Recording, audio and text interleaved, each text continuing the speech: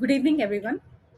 I am Khushbu, and I am a PhD scholar at IIT Bombay, working under the guidance of Professor Krishna P. Kalyappan, and I am your PMRF TA for the course Classics in Total Synthesis Part 1. So, this course was taught by Professor Krishna P. Kalyappan. So, today we will discuss about the brief introduction of the course. Then we will discuss about whatever brief summary of the lectures that you have already learned in the previous week, and then we will discuss about the questions asked in the previous assignments. So if we will talk about the classification of about this course, so we have to learn the total synthesis of various natural or non-natural products that were already reported.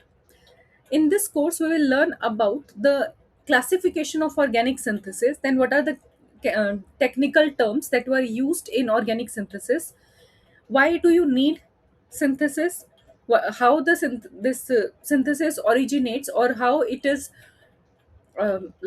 growing from one period to the another period. So we will talk about the history of synthesis in this lecture. Then you will learn about how you can synthesize or you can design your own strategy for a particular molecule.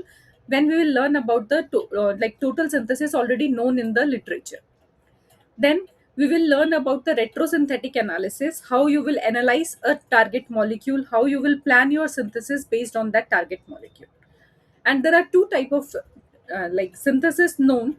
One is linear and another is convergent. What is the difference between two, which one is better, and how it is better than the other one? These all things we will discuss in this lecture, in today's lecture.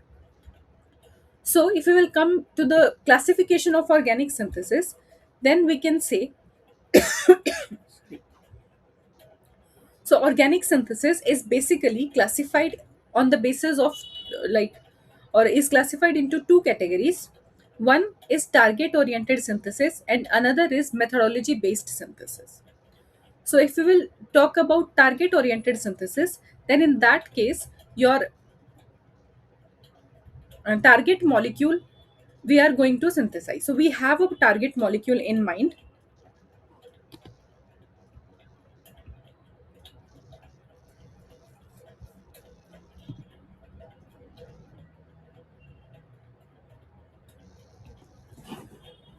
So in this case, you have a target molecule that can be a natural product, that means isolated from nature, or a non-natural product that can be made in lab by some researchers. So we have a target molecule in mind, and then we are going to synthesize this target molecule in lab, which can be natural product or can be non-natural product. Then another is methodology based synthesis, where we are going to where we are going to develop a new reagent, or you will discover a new catalyst, you will make a new catalyst, or you will discover a new synthetic strategy, that means a new reaction or synthetic tactics. So if you synthesize a new reagent or a catalyst, so the best way to test that catalyst or the reagent is to use it in the organic synthesis. So for finding out whether the reagent that we have made is can be generalized for the most of the starting materials, or for most of the reactants that are available in the sources from the available from the sources, whether our reagent will work with all those similar kind of substrates or not. So similarly we can use this reagents, catalyst, or synthetic strategies to use them in the total synthesis to find out the usage of these reagents or catalyst or synthetic reactions that we have synthesized. Now let us discuss about some terms. So the first term that we have to discuss about is the organic synthesis. So organic synthesis is the synthesis of an organic molecule using simple starting materials, right? And it has the same meaning as the synthetic organic chemistry. Now, if we will consider the total synthesis, so total synthesis is the complete synthesis of a target molecule starting from simple starting materials. So, you are going to chemically synthesize a molecule from available simpler starting materials. So, this is the complete synthesis of your target molecule.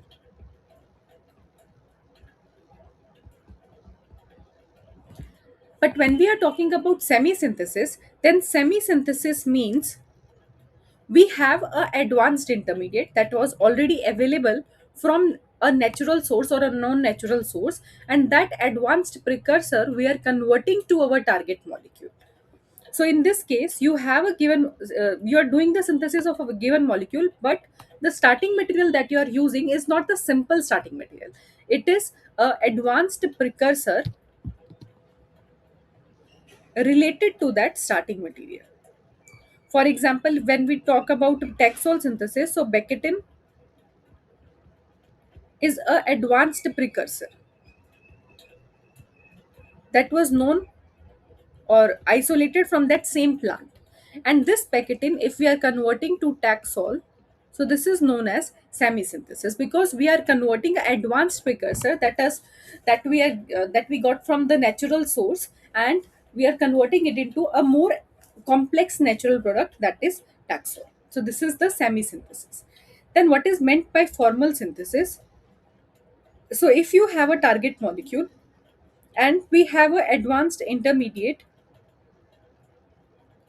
and you have some starting material. So starting from the starting material, if you are synthesizing this advanced intermediate whose synthesis was already known or which was already converted to the target molecule by some number of steps by some other person. So the synthesis of this advanced precursor which was already been converted into the target molecule is known as formal synthesis. So the difference between the semi-synthesis and the formal synthesis is, in semi-synthesis we are using the advanced precursor to get to the Taxol, and in the case of formal synthesis we are preparing the advanced intermediate from the simple starting materials whose that was already converted into target molecule.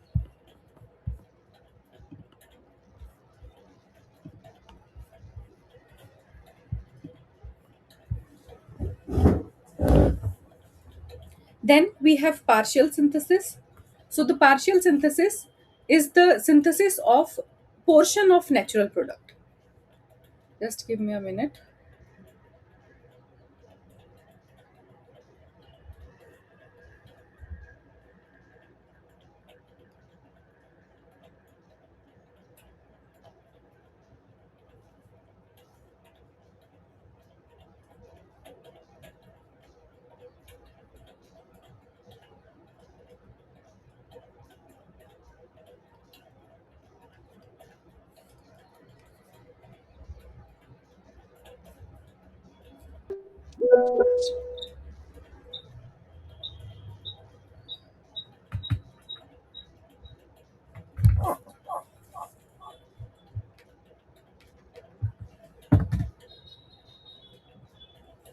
So now, partial synthesis is the synthesis of the portion of natural product.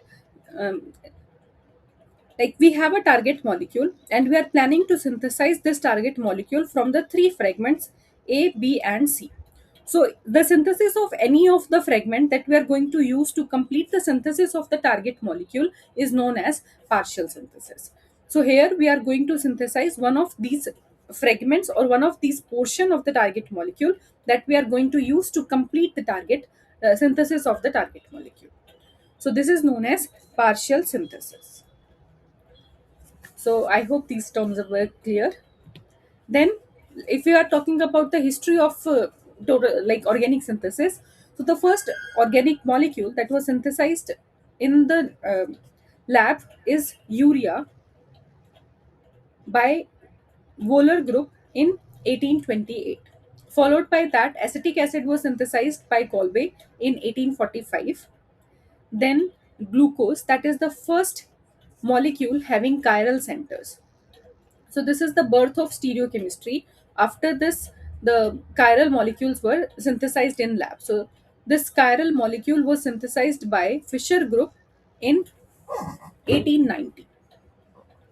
Then tropinone, the monoterpene. Terpenes are basically the compounds that were obtained from the isoprene units. So these are the combination of isoprene units that we called it as terpene. So these are monoterpenes.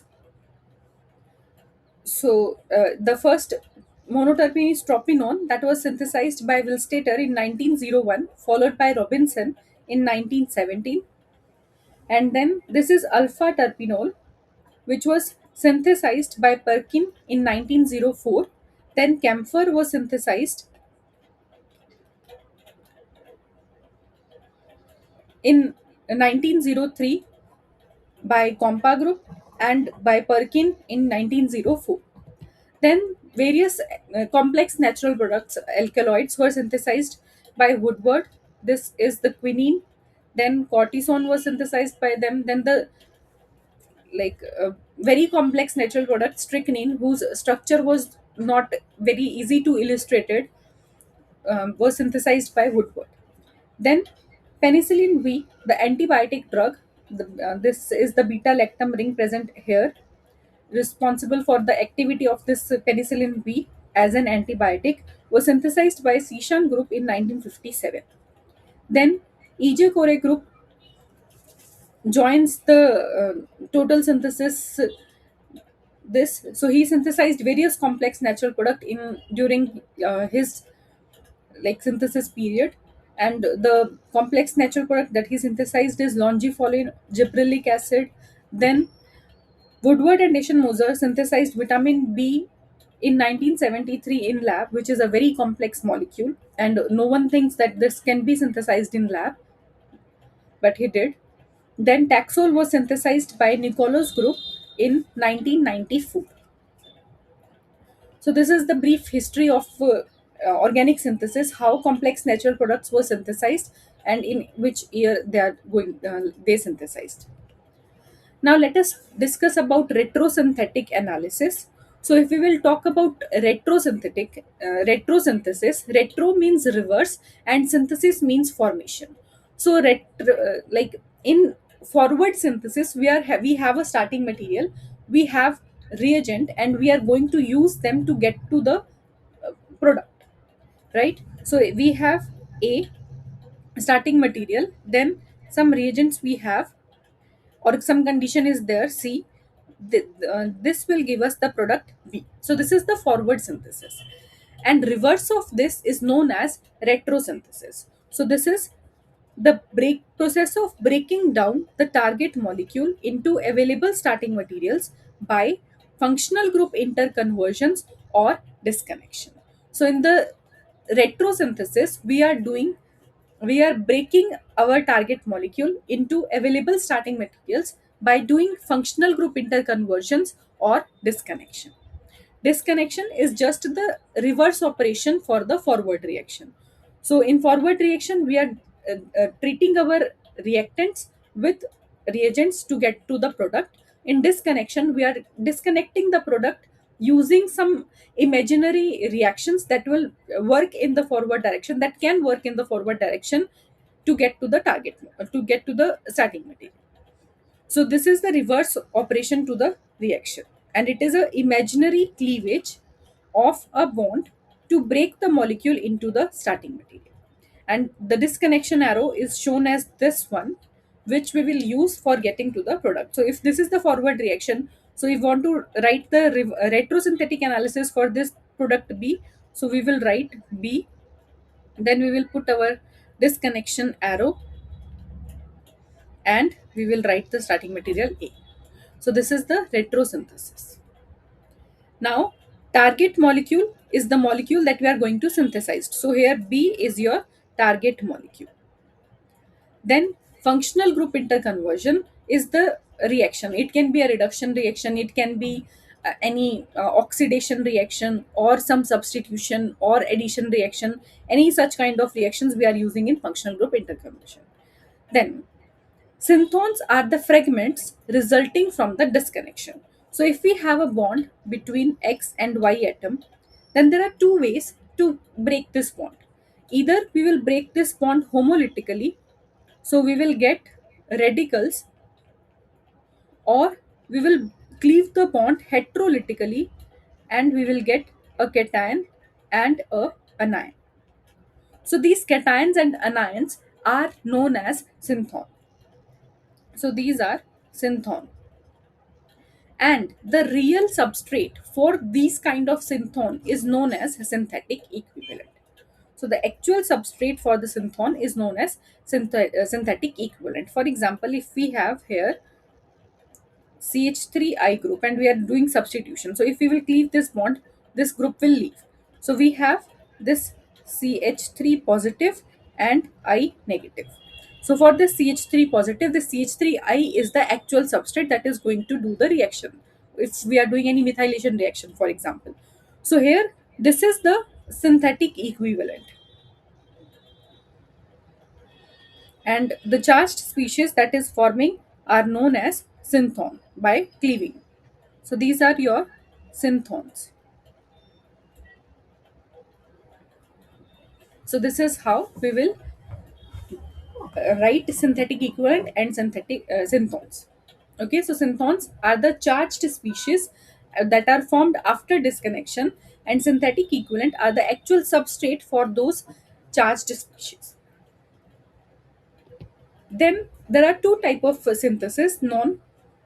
One is linear synthesis and another is convergent synthesis. So, linear synthesis is the synthesis of target molecule in a linear fashion. So, if we have a target molecule and we're preparing it in the five steps, so A give to B give rise to C, followed by D, and then our target molecule we are getting.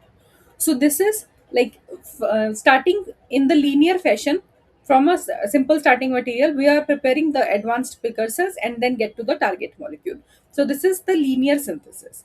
Then in convergent synthesis, we are preparing our target molecule from two fragments that we can get by the linear fashion or the convergent fashion, respectively. So this is known as convergent synthesis, where two or more than two fragments will combine with each other to give you the target molecule. Now, like convergent synthesis are proved to be better synthesis than the linear synthesis, because in the convergent synthesis, like fragments can be prepared by two different persons. So the time taken for completion of the total synthesis of that molecule will be less. Then when we are using convergent synthesis, then the chances of getting the improved yield is better than the linear fashion. For example, if we have considered that we are doing a synthesis of target molecule F in the five steps with 90% each yield, with five steps with a yield of 90% each, then what is the overall yield? So after the like end of the fifth stage, you will not get 90% yield, right?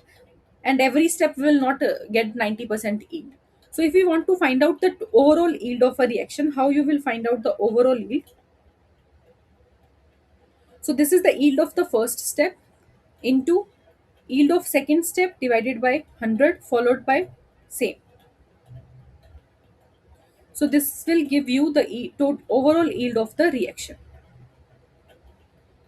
You will get some number x, so that is the overall yield of this reaction. But in case of convergent synthesis,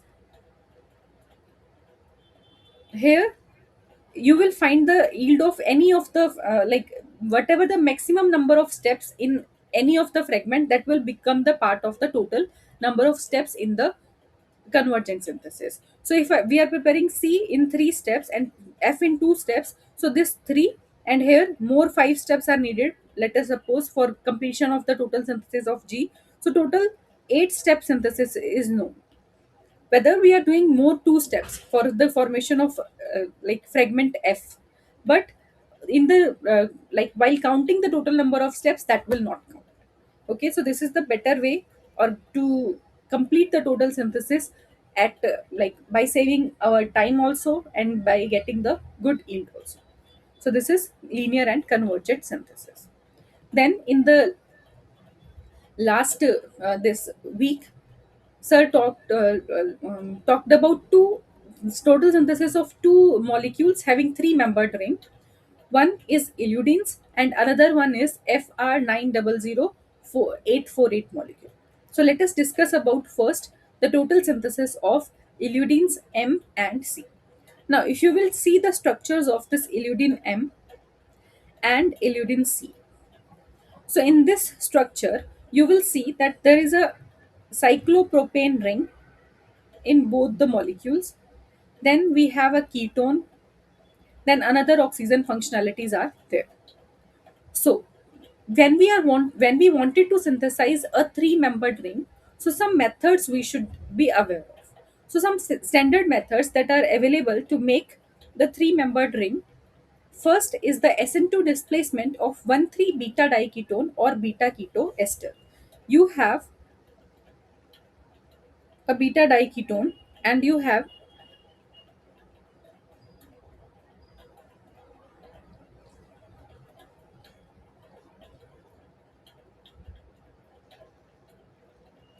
this alkyl halide. So if we are treating it with base in the presence of this one, so what will happen? This is the active methylene position, very acidic protons are there. So here enolate will generate and this enolate will going to substitute your alkyl halide. Again in the similar step this will substitute and you will get the corresponding cyclopropane. So this is one method that SN2 displacement can give you one from the 1,3 diketone or beta keto ester will give you the cyclopropane ring. Then second is using diazo compound where carbene intermediate will or carbene will insert between a carbon carbon double bond to form the three membered ring. Then you have Simmons Smith reaction that we will discuss in the subsequent reaction where we are using zinc carbenoids to get to the three membered ring. Then we are using sulfur halides. So if this sulfur halide is there and you are treating it with an olefin, unsaturated olefin, then this will also undergo, sorry, here CH2 is there.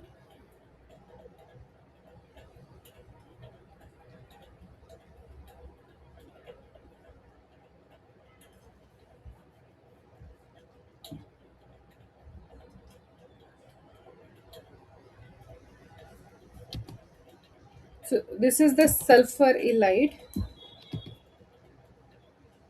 This is positive and this is negative. So this can undergo reaction to give you the cyclopropane ring.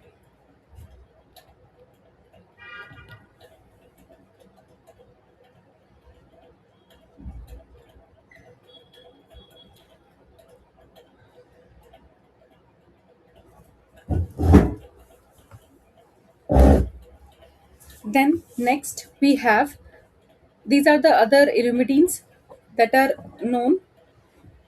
So illumidine M and S are the sesquiterpenes produced by the fungus Omphalotus illudens. And Kellner, McMorris, and Tettel have recently reported about the biological activity of illudines, and it was found that they are in vitro selective toxicity. They show in vitro selective toxicity for the tumor cells as compared to the normal cells. Then, whatever the oxidized analogs of illumidine M was there, they were shown to be less toxic to the mice than illumidine M. So, the total synthesis of illumidine M was reported by Professor Frederick R. Kinder in 1994, where they complete the total synthesis in 6 steps. And he used this carbonyl halide based 1,3 dipolar cycloaddition reaction for the completion of total synthesis of racemic illumidine M. This plus minus means this is racemic synthesis. Now, the total synthesis of illumidine M was accomplished from a diazoketone and bromocyclopentene. we will see the synthesis in the subsequent this, slides. Then the total synthesis of illudin C was accomplished by Raymond L. Funk, who completed the total synthesis in 10 steps with an overall yield of 8.2%. And he used intramolecular nitrile oxide olefin cycloaddition reaction, 1,3 dipolar cycloaddition reaction of nitrile oxide to complete the total synthesis of illudin C. So this is the strategy that he used, this ketone and then this lithiated species. So first lithium, this enolate is going to add to the your carbonyl compound, and then whatever the nitrile oxide will generate, that is undergoing cycloaddition with this olefin to get the core. Then reductive cleavage of NO bond followed by hydrolysis and elimination of that alcohol will give you the illudin C. So before going to the total synthesis of illudins, let us first discuss about 1,3 dipolar cycloaddition reaction. What is carbonyl halide, what is nitrile oxide, and how they are going to participate in 1,3 dipolar cycloaddition reaction, and what outcome you will get. So if we will talk about 1,3 dipolar cycloaddition reaction, then the 1,3 dipole can be of two type. Either it can be a allyl anion or a propargyl or allynyl anions. When you have allyl anion, then it consists of 4 electron in parallel p orbitals, and the shape is bent.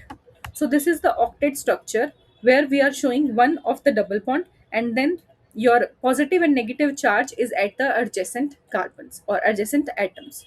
So this is the ylide. So ylide is any species having positive and negative charge on adjacent atoms. So this is carbonyl halide. If your double bond is the carbon and oxygen are the part of this double bond. Then propargyl or allynyl anions that consist of a triple bond, bonded atom having the positive charge and an adjacent atom having the negative charge. In this case, the shape is linear, and your this propargyl or allynyl anions contain extra pi orbital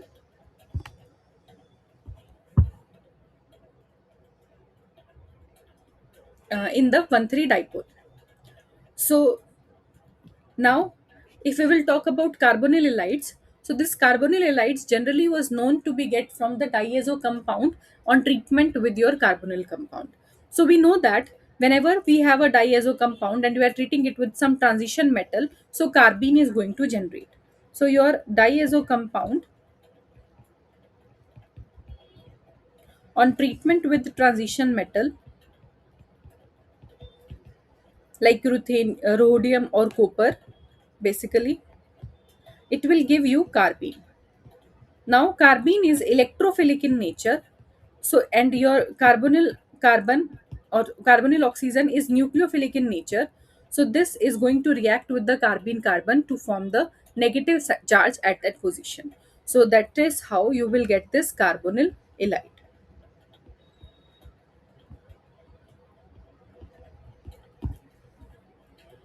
Similarly, intramolecularly, we can prepare this carbonyl halide from the corresponding acid. So acid on treatment with oxalyl chloride, you will get the corresponding acid chloride. Then substitution with the diazomethane, you will get this diazo compound. Now the treatment of diazo compound with rhodium acetate will give you the corresponding carbene.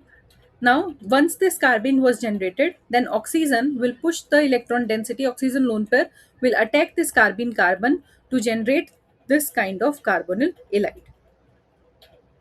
Once you get the carbonyl halide, so this is the three carbon or three atom system, and you have a dipolarophile. So this is your dipolarophile.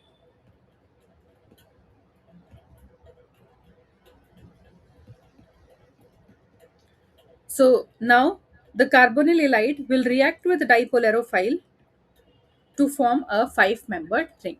So this is 1 3 cycloaddition reaction, or 3 plus 2 cycloaddition reaction.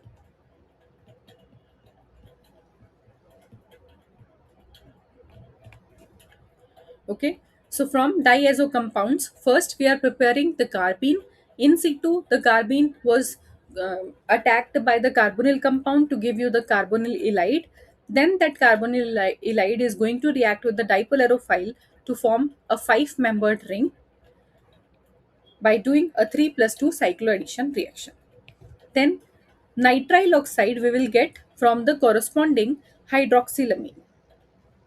If you have a hydroxylamine and you are treating it with chlorine, so first alpha chlorination will take place, and then nitrogen will push the electron density to remove the chlorine that was like uh, came in the first step, and then this, in the presence of only triethylamine, this hydrogen removal was take place to give you the nitrile oxide. Similarly, if you treat your nitro compound with phenyl isocyanate, then also you will get the nitrile oxide. So nitrile oxide will react with your transalkene to give you cyclized product.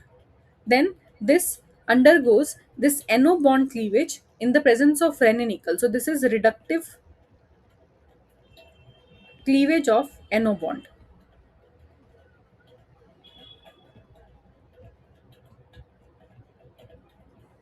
and this reductive cleavage will give you the product that is beta hydroxy ketone, that is nothing but aldol product. So first what will happen, nickel will cleave this bond. So here we will get OH and here we will get like NH. Then that we will hydrolyze with water to give you the corresponding ketone. Then if you treat it with LAH, then whatever the corresponding imine you are getting, that will also reduce to get the amino alcohol. So in the presence of LAH, you will get amino alcohol, and in the presence of nickel, in the presence of water, you will get the aldol product. So this is the reaction of nitrile oxide with your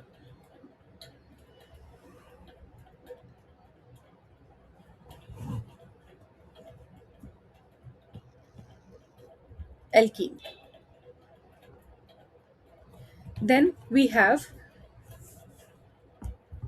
now let's come back to the retrosynthesis of illudine M. So they planned their synthesis in such a way that this illudine M could be obtained from this advanced intermediate by doing functional group interconversion, that is the opening of this ether linkage and removal of this HPR group, followed by reduction of this ketone. Then this ether linkage could be obtained, or this five membered ring could be obtained by doing carbonyl ylide cycloaddition on the dipole aerophile. And this carbonyl ylide we will know we will get from the diazo compound. Now let us come to the forward synthesis. So first, how they prepared this these starting materials. So this diazo compound, they started with this beta keto ester.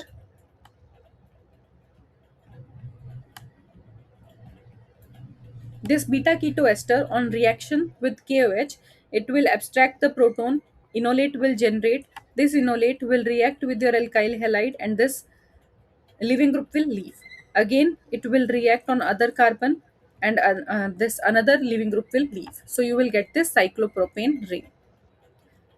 Then acid is there to convert it into the diazo compound. We already see that first we treat it with oxalyl chloride. So you will get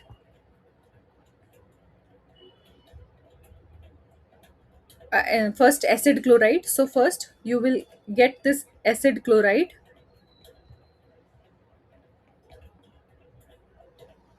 Then on treatment with the diazomethane,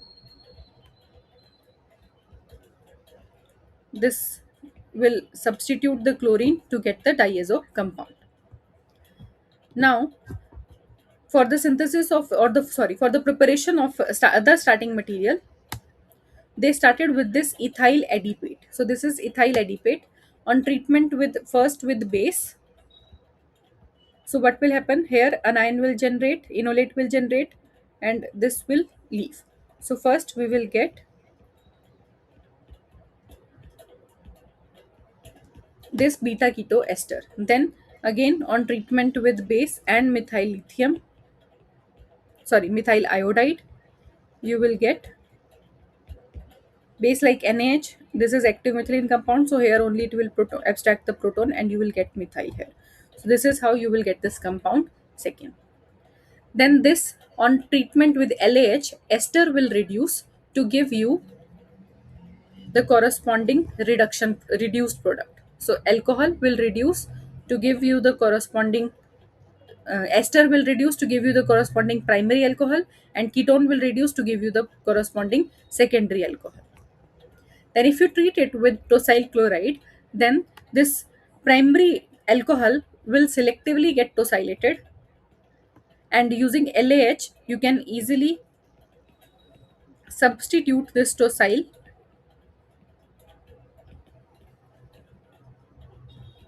to get the corresponding dimethyl compound. Now, then they did Jones oxidation to get the corresponding ketone. Then using bromine and LiCl, first they did alpha bromination and then treatment with LiCl. So it will undergo elimination to give you the corresponding enone. Then NBS in the presence of this initiator, it will give you the this allylic bromination product. So this is allylic bromination,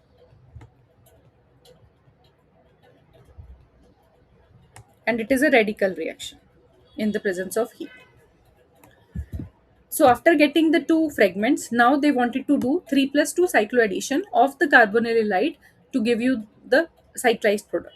So for that, they treated this diazo compound with rhodium acetate to get the corresponding carbene, and in situ, this oxygen will react to form this carbonyl halide. So first, this carbonyl halide will form. Then this carbonyl halide will react with this dipolarophile. So this is the positive center and this is the negative center. They will react with each other. So this is the regioselectivity for this reaction, and here you will get this product. Now if you will write it in this fashion, that this bromine is below, so when this dipole is approaching from the above face of the dipolarophile, then both the hydrogens will go down. So this is how you will get here. So here it is the endophase and this is the exophase. So whenever any group will approach the ketone, it will come from the exophase and not from the endophase, because endophase is very much congested because of the cave like structure.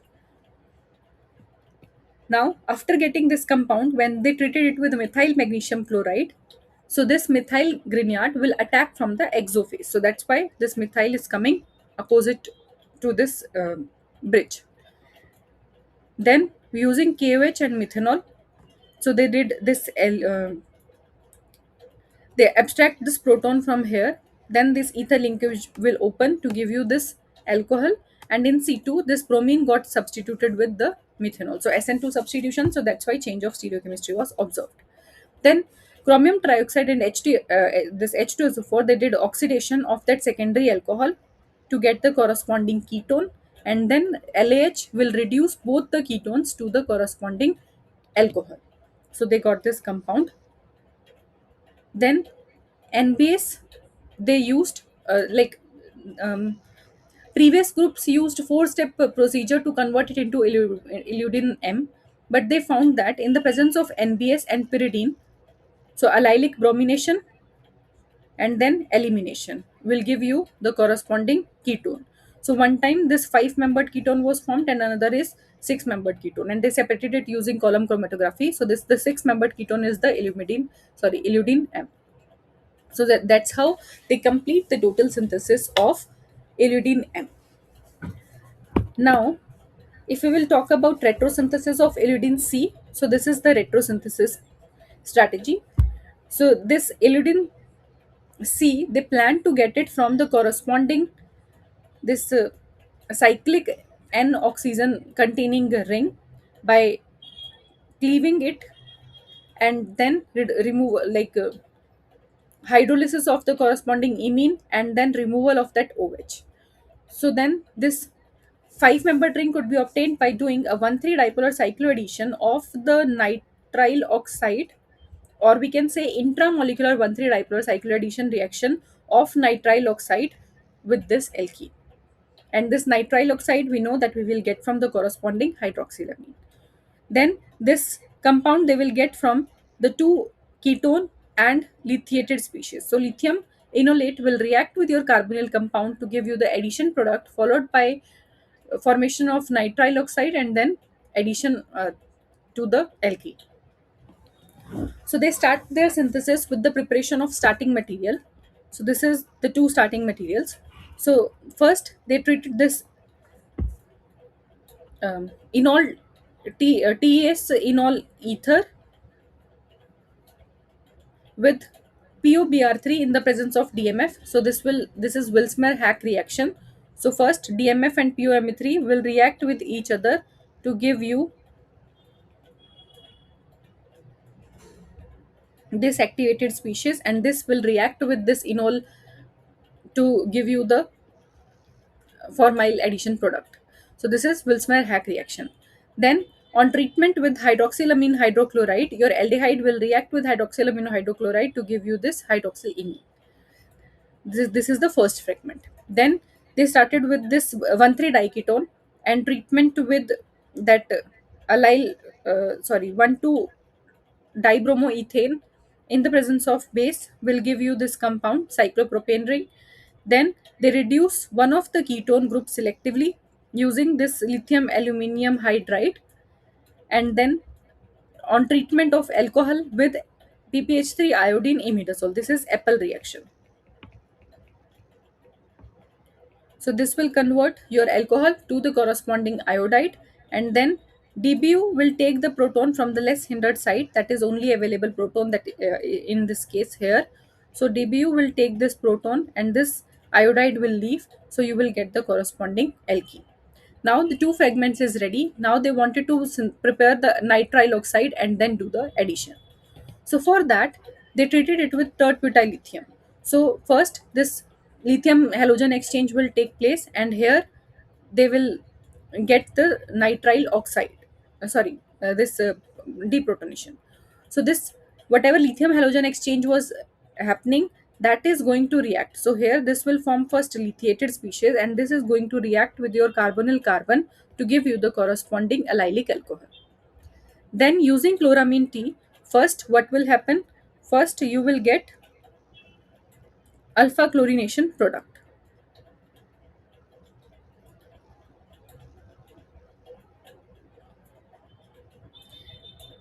and here OH. Then this nitrogen will push the electron density,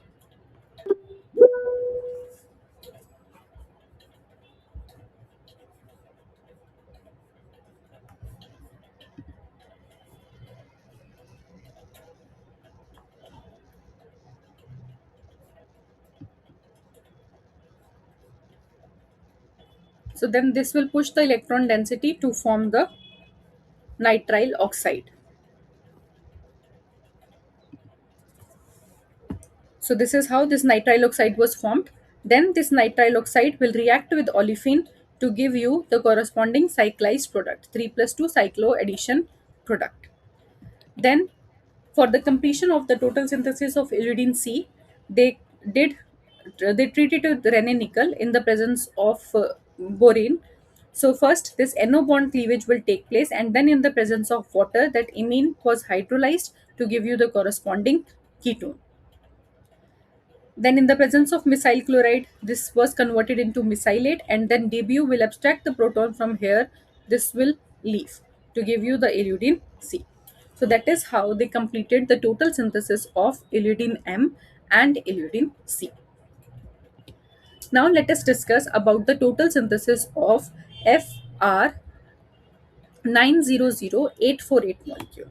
So if we will look at this molecule, it consists of 5 cyclopropane ring and various, like 3 E alkenes and various functional chiral carbons. So there are total 14 chiral centers, and this FR900848 is a nucleoside that was isolated from the fermentation growth of this Streptoverticillium fervens, and it shows potent activity or selective activity against this filamentous fungi, Aspergillus niger. So here there are the 14 chiral centers. So four from this ribose sugar, and then another eight,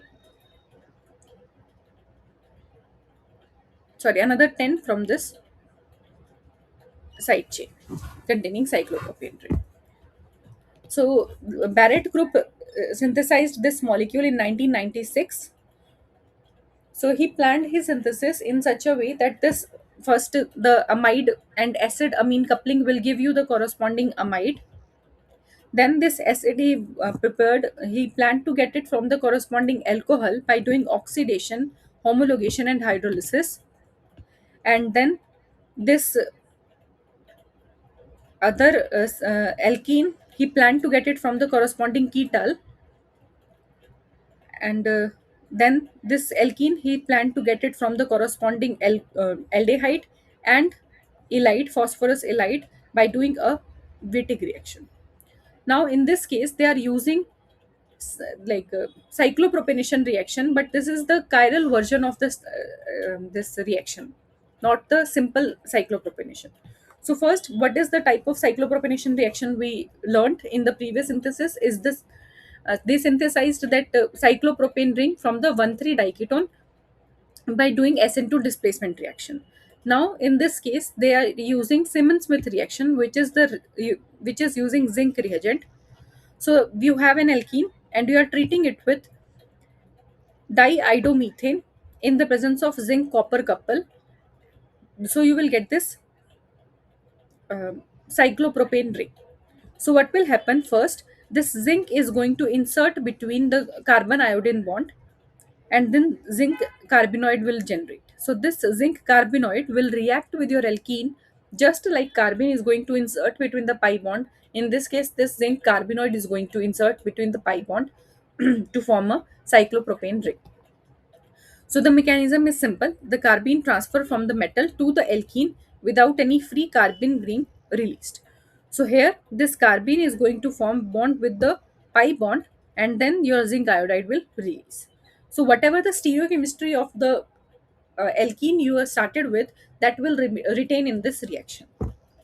So this is the stereoselective reaction, that if you are starting with the transalkene product also, the groups remain in the trans position. If you started with the cis alkene, then the two groups will remain cis with respect to each other. Then the asymmetric version of Simmons-Smith reaction using chiral auxiliary. So if you have this allylic alcohol, so in this case, if you treat it with zinc and this the diado this di to diiodomethane, then in this case, because oxygen can coordinate with zinc and then zinc carbenoid, so in this case selectively you will get one cyclopropane ring, and diastereoselectivity is also very high. Then this Virendra Agrawal shows that when he used this allylic amine, in that case also he is getting this cyclopropane ring with very high diastereoselectivity.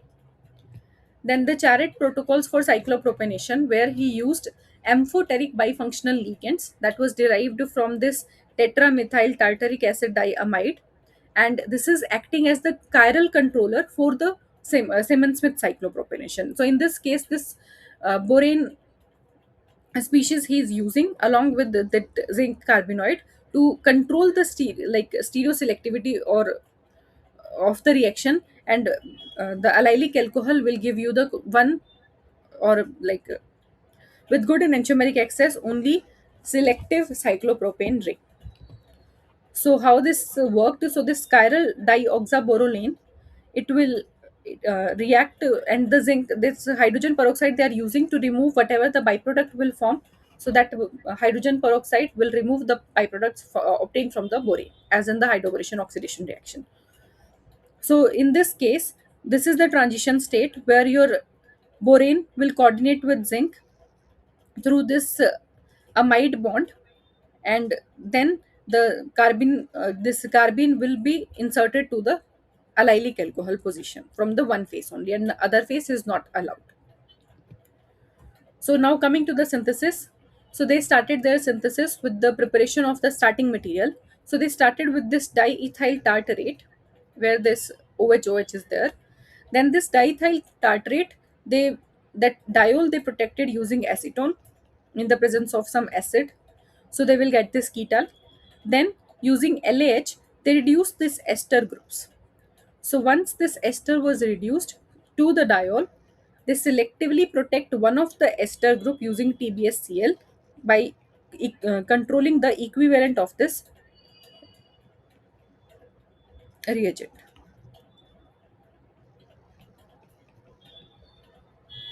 Then we have one free alcohol. On doing Swan oxidation, we will get the corresponding aldehyde. Now let us discuss about the Swan oxidation first. What is Swan oxidation? So Swan oxidation is the oxidation of your alcohol to the corresponding ketone. Secondary alcohol is there, it will give you ketone, and if primary alcohol is there, it will give you corresponding aldehyde. So now in this case, this alcohol we are treating it with oxalyl chloride in the presence of DMSO, and you will get the corresponding ketone. So mechanism is in such a way that this DMSO is existing in this conjugated form. So now this DMSO will react with your oxalyl chloride to form the addition product. Then this chlorine will leave to give you this compound. Then this chloride, whatever is releasing, it will attack the sulfur, and carbon dioxide will release, carbon monoxide will release, and chloride ion will release. So as this is the entropically rich process, so it is a easy way to get the corresponding product. Then the alcohol will react with your chlorosulfonium salt that is formed during the reaction to give you the corresponding addition product, and then base will take the proton to form the sulfur halide, and in situ transfer of the proton from this CH2, and then this form it will form the double bond, and you will get the corresponding aldehyde or ketone. So that is how Swan oxidation using DMSO and the corresponding oxalyl chloride will convert the primary alcohol to aldehyde and secondary alcohol to ketone. So that's what they did here. So this alcohol, primary alcohol, they converted into aldehyde. Then using this Wittig salt and generating the Wittig salt using this phenylethium, they got this compound, they got this olefin, and then TBS was deprotected using this fluoride source. Again they did Swan oxidation and they got this aldehyde. After that, so this is the first fragment. Then for the preparation of other fragment, they started with this diol, and then they did this Charette epoxidation reaction, sorry, not Charette, cyclopropionation reaction. So they got this cyclopropane on the allylic alcohol. Then using NaH and TBSCl, selective protection of one of the alcohol, followed by PCC, oxidation of the alcohol.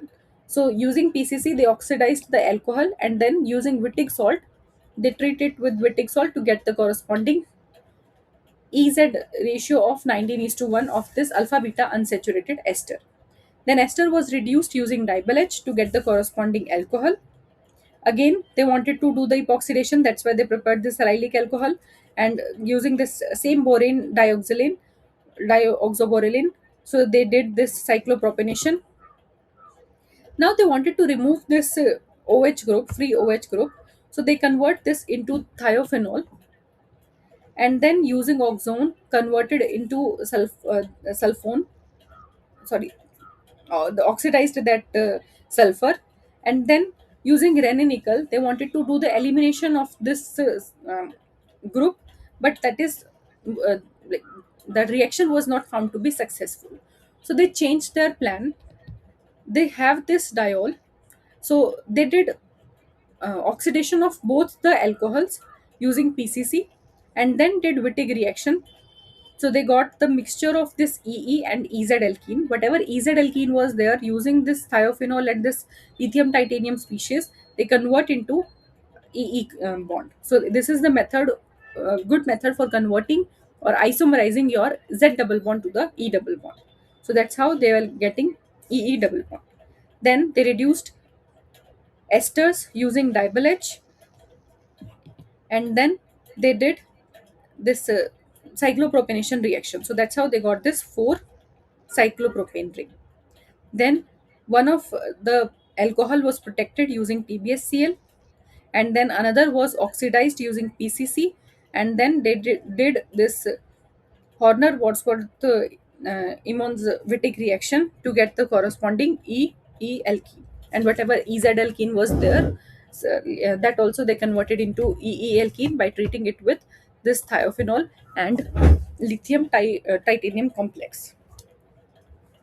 Then again, that ester was reduced using dibel H to get the corresponding primary alcohol, and then again they did the that Charet cyclopropionation. Now, if you will see, this is the allylic alcohol or allylic alkene, but this is not allylic alkene. So only here cyclopropionation will take place, and here cyclopropionation will not take place. So that is how they selectively cyclopropionate one of the double bond and in the presence of the other free double bond.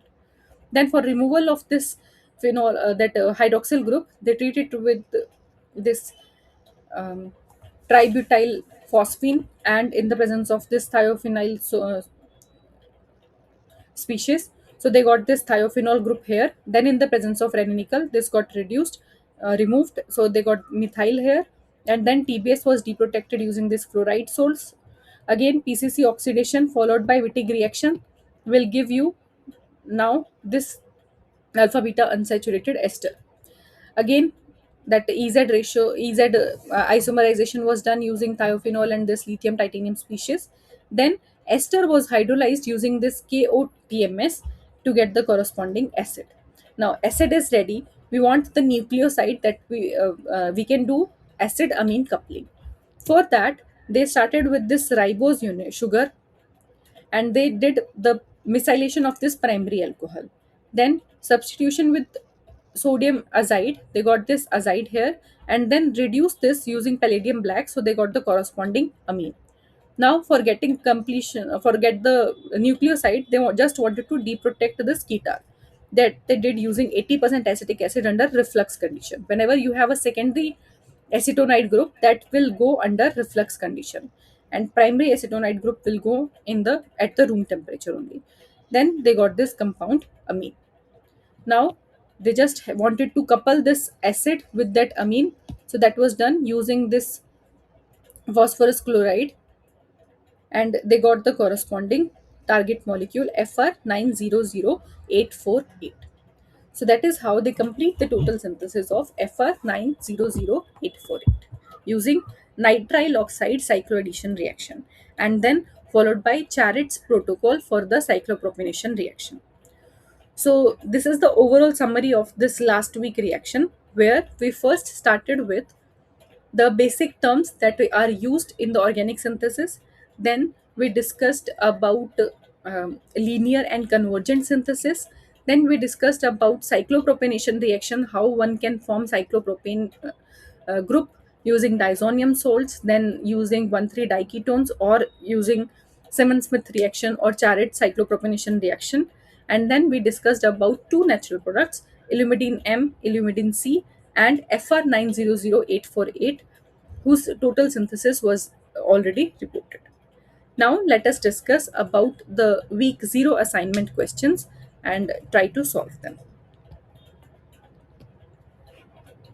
So this is the first question.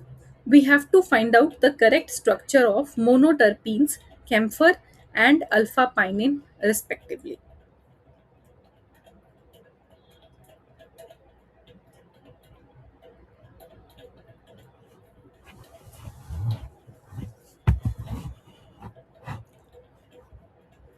So if you will see here,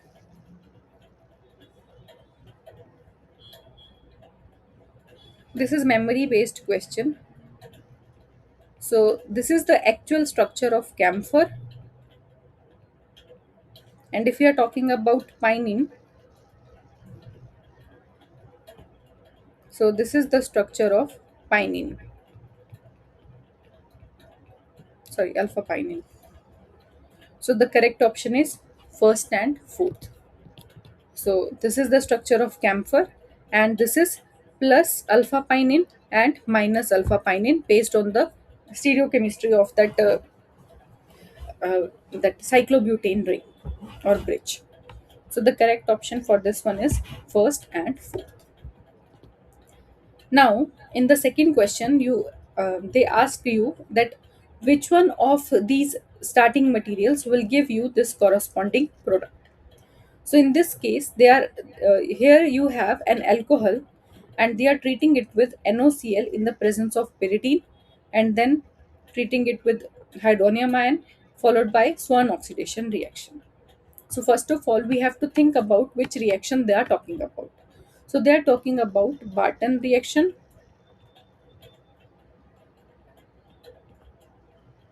and second, Swan oxidation.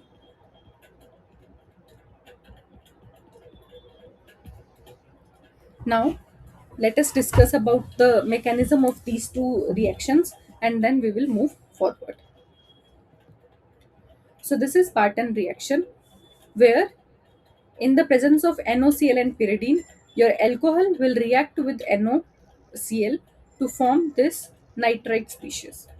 Then in the presence of light, this ON bond is homolytically cleaved to give you the corresponding NO radical and oxygen radical. Whatever oxygen radical is generated, it will take the proton from the delta position. So this is alpha, beta, gamma, and delta. So from delta carbon, it will take the proton, and another radical will generate at that position. Then this radical will combine with NO radical that is already generated to give you this, and this undergoes tautomerization to give you the corresponding hydroxyl amine. Now, in the presence of hydronium ion, this hydroxylamine will get hydrolyzed to give you the corresponding ketone. Then you have a free hydroxyl group. You can use Swan oxidation to get the corresponding ketone or aldehyde. So this is on treatment with oxalyl chloride and DMSO, you will get the corresponding aldehyde.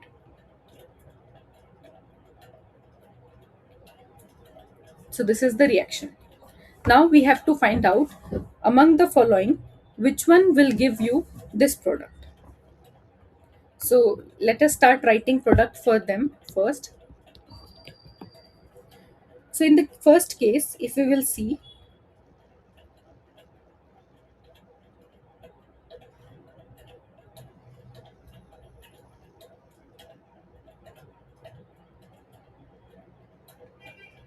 we have this hydroxyl group, and this on treatment with NOCl in the presence of pyridine.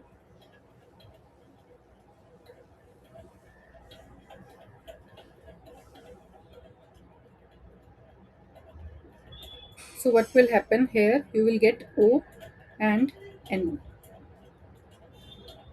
Then in the presence of light, this will undergo homolytic cleavage.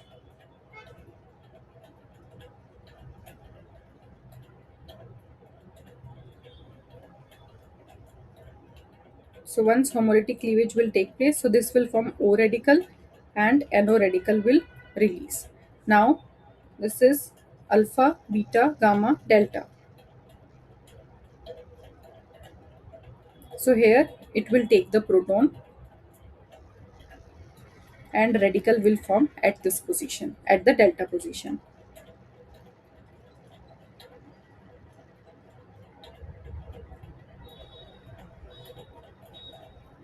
So you will get OH here, and then Here we will get the radical. Now this radical will combine with NO radical to form the corresponding oxime.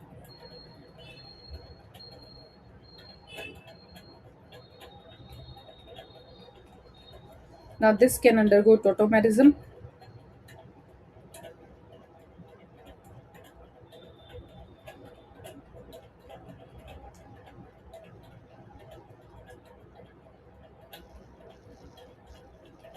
to give you the hydroxylamine.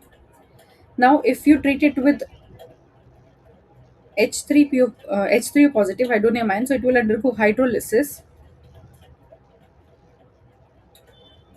So this hydrolysis will give you the corresponding aldehyde. So this is the first product you will get after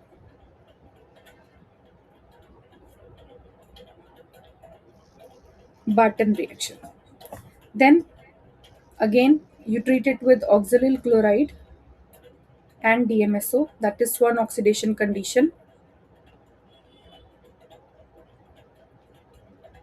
So what will happen? You will get the corresponding ketone.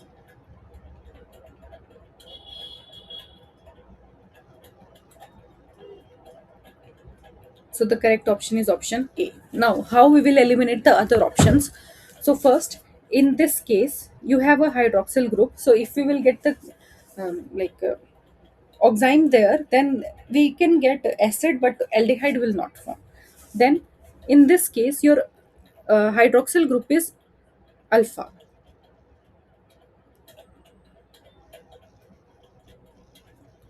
So in this case, that proton transfer is not possible, because if it is in the same phase, then only the proton transfer is possible.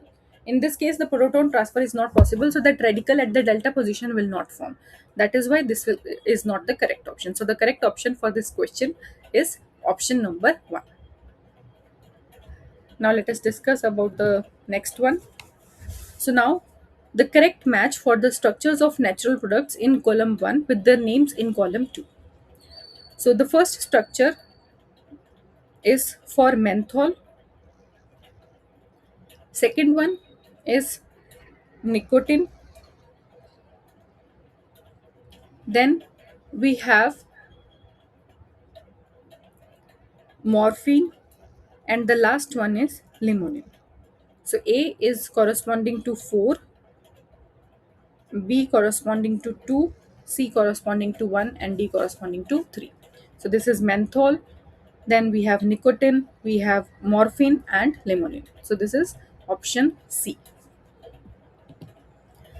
Next is the major product formed from the following sequence of reactions are. So you have an allylic alcohol and you are treating it with Sharpless epoxidation condition. So this is Sharpless epoxidation, and followed by you are treating it with base. So this is Payne rearrangement.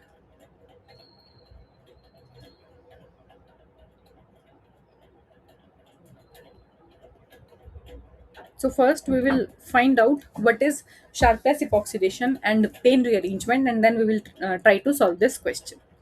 So for that, Sharpless epoxidation, asymmetric epoxidation, we have this allylic alcohol and you are treating it with this SS diethyl tartrate in the presence of titanium isopropoxide and this peroxide, or RR diethyl tartrate, that is plus TET, in the presence of titanium isopropoxide or this peroxide. Then you will get that plus TET will attack from the C phase and give you the epoxide on the above face, and the like if the epoxidation is occurring at the re phase, then you will get the downside epoxide. So plus DIPT will give you the below one, and the minus DIPT will give you the above one, when the epoxide or when the allylic alcohol was right in the this direction, that the alcohol is in this direction. Okay, so this is the allylic oxidation. So plus det will give you one outcome and minus det will give you other outcome based on the position of the allylic alcohol. That is how it is written. Then pain rearrangement is the, like, you have an epoxy alcohol and you are treating it with base. So base, it will, what will it do, it will abstract the proton from the hydroxyl group, it will generate this oxygen ion, and then this oxygen ion can open the epoxide by doing a inversion of stereochemistry. So this will undergo inversion of stereochemistry to give you the another oxygen ion. Now if other nucleophile is there, then it can open the epoxide to give you the corresponding alcohol or diol. And if electrophile is there, then that oxygen ion can attack with on the electrophile to give you the corresponding addition product. So if we will talk about the mechanism, so the basic mechanism involves first deprotonation of the free hydroxyl group, then invertive nucleophilic attack on the proximal epoxide carbon, and then again reprotonation to give you the free newly free oxide alkoxide. So first this base will take the proton, it will form oxygen ion, then this oxygen ion will undergo inversion of stereochemistry to open the epoxide, and one new epoxide will form and a free hydroxyl group will generate. So this is pain rearrangement. Now we have this allylic alcohol and we are treating it with plus TET. So in the first step we will get this epoxide. So either option first is correct or option third is correct. We can exclude option second and fourth. Then if you treat it with NaOH, so what will happen? It will deprotonate the hydroxyl group, free hydroxyl group.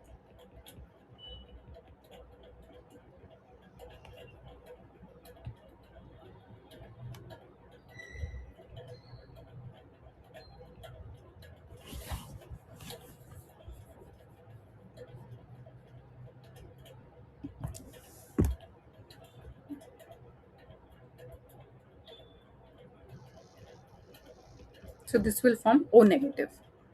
Then when carbon is not extra, this is directly attached. Then this will attack from the opposite face and open the epoxide. So what will happen here? You have a alpha hydroxyl group and then you have a beta epoxide. Then another external nucleophile you are using, this tert-butyl thiol. So this will react with NaOH to give this corresponding anion, and this will open the epoxide from the less hindered side because this is bulky group. So you will get the corresponding diol.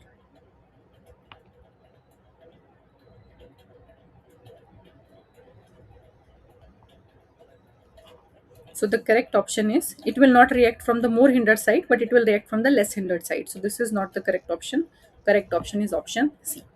So in this question, we learned about two name reaction. One is Sharpless asymmetric of epoxidation, where using titanium isopropoxide, a chiral diethyl tartrate using SS or RR, that is plus TET or minus TET, and uh, like solvent, we will get the stereoselective epoxidation product. Then whenever we have a epoxy alcohol, then it can undergo pain rearrangement to form the first deprotonation followed by invertive um, epoxide opening, and you will get the other free hydroxyl group. Then the next question is, which of the following dienes will not undergo Diels-Alder reaction? So for any diene to undergo Diels-Alder reaction, the condition is the diene should be in the S cis conformation.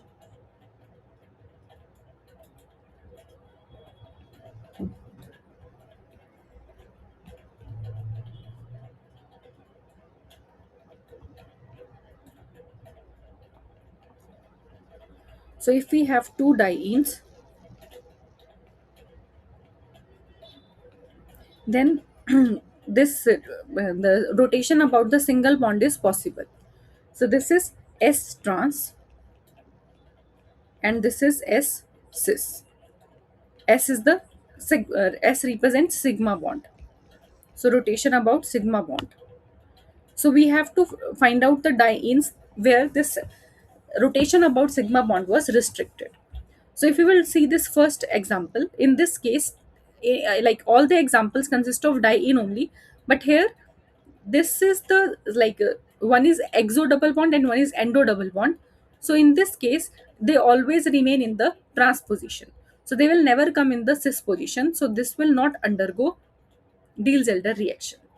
Then in this case, this is in S-cis conformation. So this will undergo Diels-Elder reaction. Similarly, this will also undergo Diels-Elder reaction. Now in the fourth case, you have a sigma bond about which rotation is possible, but because of the bulky methyl groups, this rotation was restricted. And in this case, the rotation is not feasible because of the two bulky methyl groups. So this will also remain in the SS conformation and it will undergo Diels-Elder reaction. Then in the fifth example also this will remain always in the S trans conformation and it will not undergo Diels-Elder reaction. So for a diene to show Diels-Elder reaction, it should exist in the SS conformation while doing the reaction. So the diene that will not undergo Diels-Elder reaction among the following is first and fifth. So the correct option is option 3.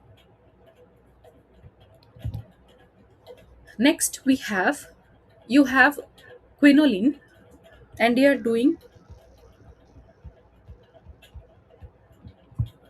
we are treating it with lithium in the presence of liquid ammonia. So this reaction is known as Birch reduction. Now let us discuss first about the mechanism of Birch reduction and the then we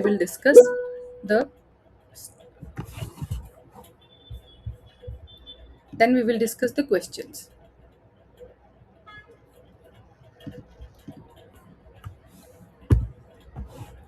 So Birch reduction is basically the in this case we are doing the reduction of a aromatic ring to give you the corresponding uh, dihydrogenative addition product.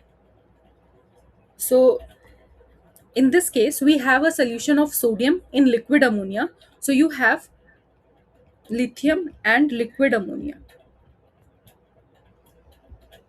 So it will generate a electron and hydrogen will release from this ammonia by abstraction of the proton. So you have a this lithiate this blue intensely blue electrite salt and then the solvated electrons because it is already from the all sides it was covered with ammonia, so that's why we are telling that this is the solvated electron. So this solvated electron will add to the aromatic ring to give you a radical anion which then abstracts a proton from the alcohol source. Now, this process will repeat at the ortho or the para position to give you the final diene. So, diene. So, the final outcome is the diene will generate. So, this electron will add to the aromatic ring. So, you will get a radical anion. Then, this will undergo conjugation on all over the ring. And then the radical will abstract one more electron. It will form a anion. And whatever the anion was there, it will abstract proton from the alcohol to give you the diene. Now, there are two possibilities. If the aromatic ring was substituted with electron donating group or it is substituted with electron withdrawing group. When it is substituted with electron donating group, then in that case, your diene will form closer to the electron donating group. So that means this diene will come closer to this electron donating group because of the stability of the negative charge formed away from this electron donating group when we will write the resonating structures. And in case of electron withdrawing group, the diene will prefer to go away from the electron withdrawing group, because in that case when negative charge will come at this position, it will be in conjugation with this electron withdrawing group and it will get stabilized. So whenever you have a electron withdrawing group, then diene will go away from that. Whenever you have an electron donating group, then diene will come closer to that, based on the electronic position or the electron resonance involved during the mechanism.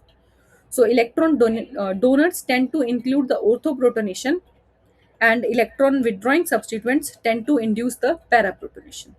And whenever you have two aromatic rings, then the selective reduction of less electron rich aromatic ring will occur in the presence of the electron rich ring. So that means electron deficient ring will undergo reduction first, and then followed by the uh, Birch reduction of the electron rich ring. So this is Birch reduction. Now let us discuss this question. So you have this isoquinoline and two aromatic ring is there. One is the benzene ring and another one is the ring that contains nitrogen. And we know that nitrogen lone pair will not participate in the resonance. So this is not electron rich ring.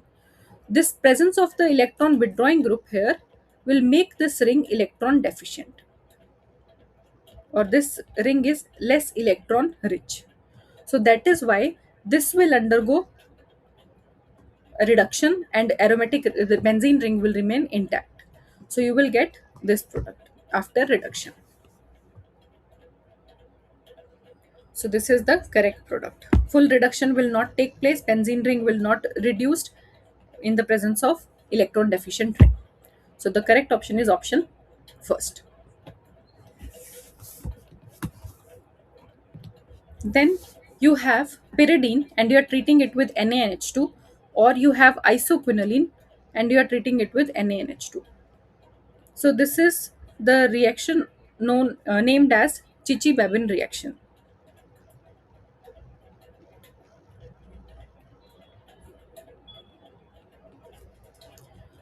So what is Chichi-Babin reaction? So whenever you have a pyridine and you are treating it with NaNH2 in the presence of ammonia or then hydrolysis. So first what will happen? This NH2 negative will attack the electrophilic carbon, and electron will shift to the nitrogen. So this will form first addition product.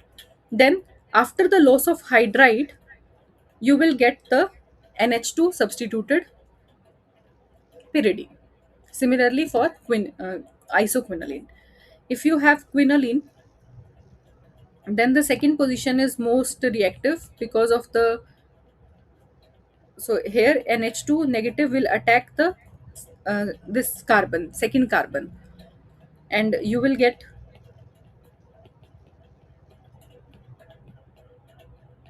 this product. In the first case, we will get addition at any of the ortho position. So this is ortho, NH2 here or here, it can come any one of the places. And in case of isoquinoline, attack will take place at this position because of the conjugation is possible in the benzene ring also. So in this case, you will get this product. So the correct option is, this is not correct, this is not correct. Correct option is option C. So you will get NH2 at the second position in the case of pyridine and quinoline, and in the case of isoquinoline, you will get at the adjacent ring junction position. So the correct option is option C, and the name reaction is Chichi-Babin reaction. Then next is, you have this starting material and you are heating it at very high temperature, 196 degrees Celsius. So what will be the product? So this is the example of 3,3 sigma tropic rearrangement reaction.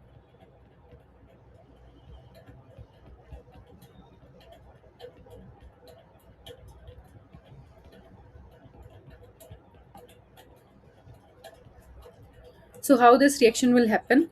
Whenever you have this 1 2 3 and 1 2 3. So like whenever you have a allyl system that is having 1 3 relationship with respect to each other, so this rearrangement is possible in that case. And like name is given based on the bond, that is based on the bond formed between the carbon. So as the bond is forming between carbon 3 and 3, so that is why 3 3 sigma tropic rearrangement. If bond will formed between 2 3, that is 2 3 sigma tropic rearrangement. So in this case, if you will write the number, so this is 1 2 and 3, and this is 1 2 and 3. Now let us write the product.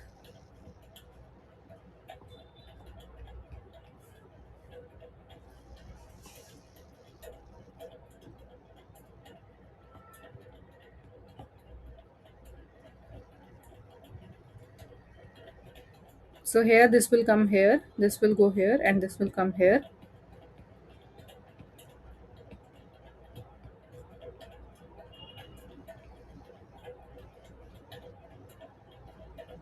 So what we will get? We will get a bond between these two carbon, and here we have this aldehyde and the CH2, and in this position we will get this double bond. So the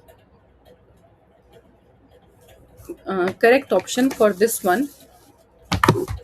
So in this case,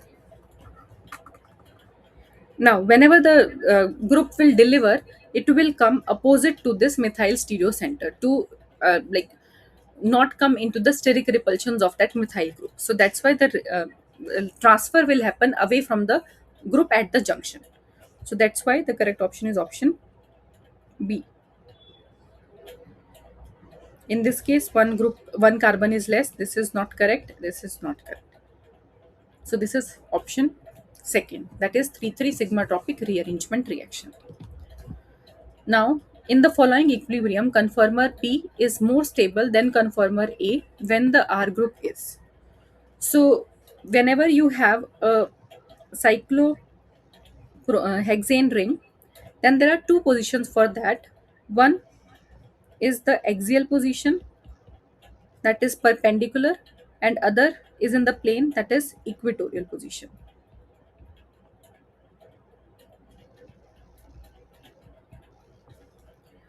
Like all everywhere, this is like that.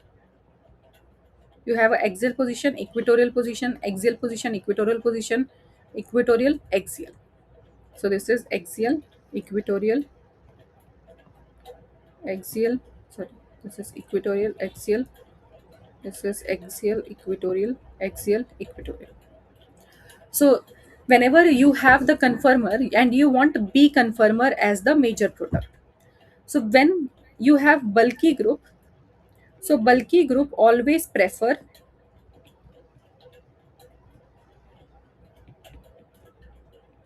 to occupy equatorial position.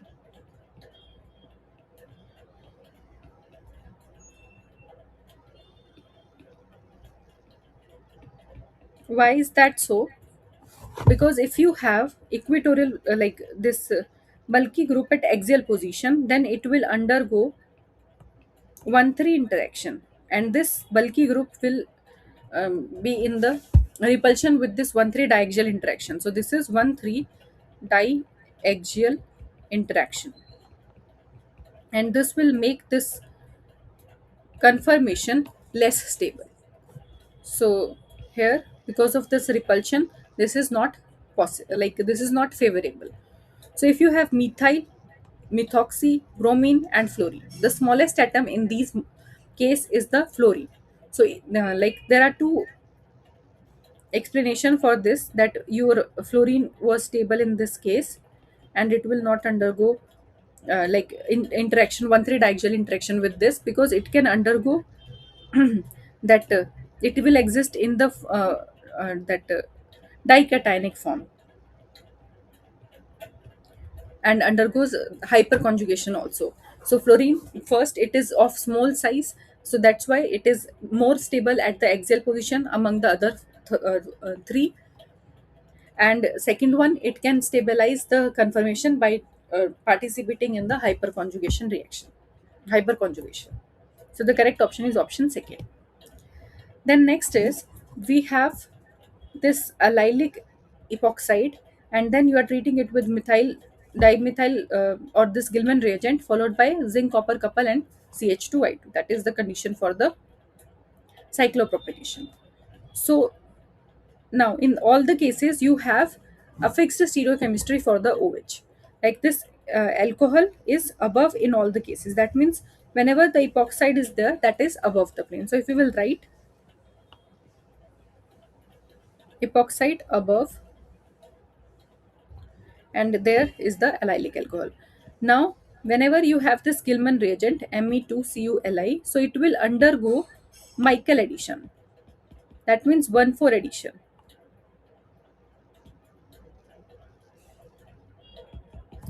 So what will happen? This methyl will react with your allylic at the 1,4 position. Then this will go and it will open the epoxide. So this methyl will come opposite to the epoxide to reduce the steric repulsions between the two groups. So this OH is above and methyl will be below. And here you have the double bond. Then if you treat it with zinc copper in the presence of CH2I2, so whatever the stereochemistry of this alcohol, your epoxide will also form in the same phase. Why? Because this will react with your zinc, that is forming bond with the iodine. So then it will insert between this double bond from the same phase, because oxygen is above, so that zinc will also be the above side. So that's how you will get the corresponding cyclopropane molecule. So the correct option for this one is option A. So that's all about today's class. So we already discussed the questions and we learned about many new reactions like Chechi-Babin reactions, one oxidation. Then we discussed about that Sharpless asymmetric oxidation reaction. So that's all for today. Thank you.